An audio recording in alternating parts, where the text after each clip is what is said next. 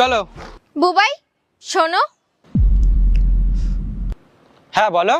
ওই আমি কারোর সাথে ফিজিক্যালি রিলেশনে আছি। কি উল্টো পাল্টা বকছো তুমি? আমি কিছু উল্টোপাল্টা বলছি না, আমি যা বলছি সত্যিই বলছি। যখন অন্য কারোর সাথেই ফিজিক্যালি হবে তাহলে তুমি আমাকে বিয়ে করলে কেন? কেন, বিয়ের পরে কি ফিজিক্যালি রিলেশনে থাকা যায় না? তোমার কি মাথা খারাপ হয়ে গেছে নাকি? যা মুখে আসে তাই বলছো। বিয়ের পরে তো সবাই কাউকে না কাউকে ধরে রাখে, তাই আমিও একটা ধরে রেখেছি। কমসে কম তোমাকে সত্যি তো বললাম।